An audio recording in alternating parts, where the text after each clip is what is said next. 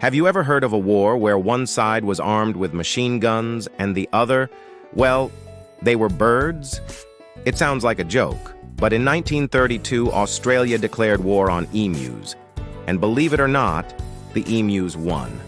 This is the incredible, almost unbelievable story of the Great Emu War.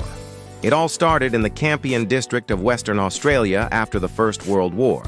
The government encouraged returning soldiers to become farmers, promising them a new life on the land. These men, who had faced the horrors of the battlefield, were now ready to build a peaceful future. They were given plots of land to cultivate wheat, a crop vital for the nation's economy. But they weren't alone. A massive migration of around 20,000 emus, the largest native birds in Australia, was also heading for the same freshly cultivated lands. For the emus, these vast wheat fields were an all-you-can-eat buffet.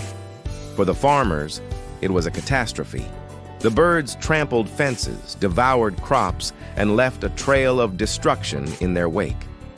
The farmers, many of whom were war veterans, were desperate. Their livelihoods were being destroyed by these feathered invaders.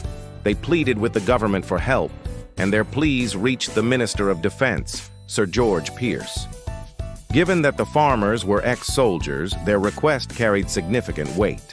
They asked for military assistance, specifically the deployment of machine guns. Sir George Pearce agreed. It seemed like a perfect solution. It would be a great public relations move showing the government supporting its veterans. Plus, it would provide some live target practice for the military.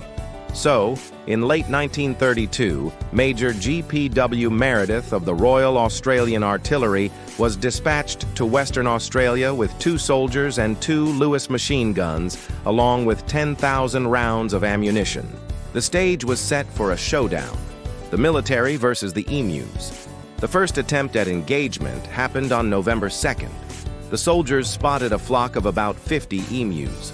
The local settlers tried to herd the birds into an ambush, but the emus were smarter than anyone anticipated. They split into small groups and scattered, making them incredibly difficult targets.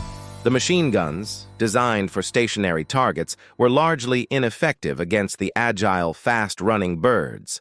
A few emus were taken down, but the vast majority escaped unscathed. A couple of days later, the military tried a new tactic.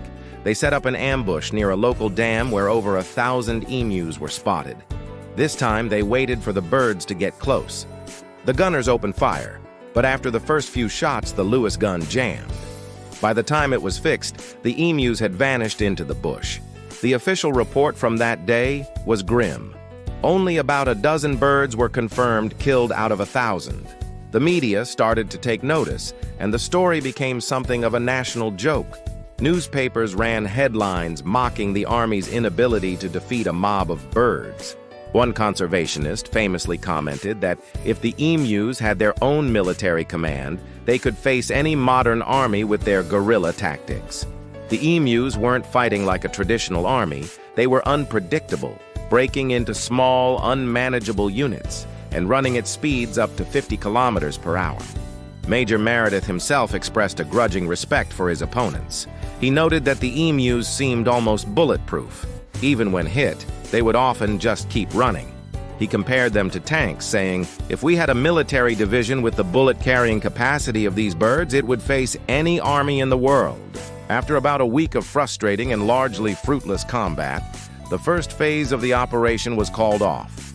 The military had used nearly 2,500 rounds of ammunition to kill, at best, a few hundred emus. It was a public relations disaster.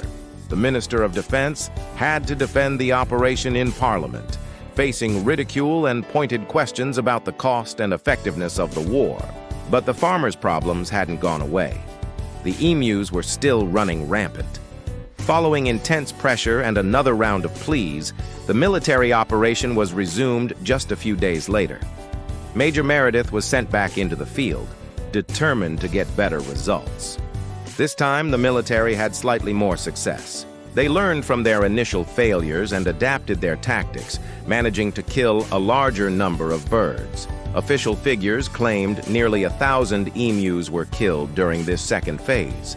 However, the cost was still enormous. with almost 10 rounds of ammunition being used for every confirmed kill. The emu population remained strong, and the damage to crops continued. By early December, it was clear that the military intervention was not a viable long-term solution.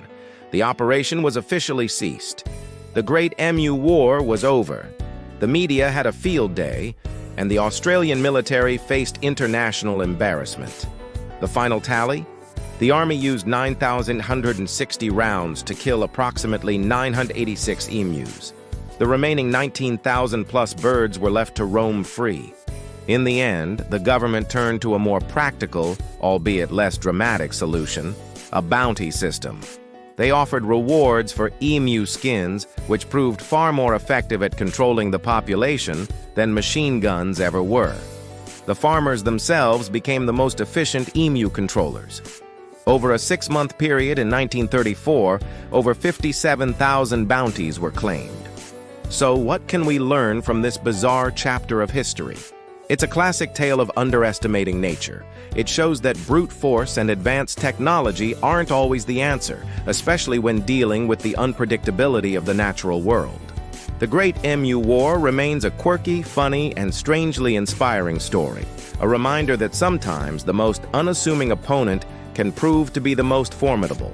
The emus of Australia, without firing a single shot, won their war. Thank you so much for watching this incredible piece of history with us. If you enjoyed this story, please hit that like button. And don't forget to subscribe for more fascinating tales from the past. Let us know in the comments what you think. Could humans win a rematch? See you in the next video.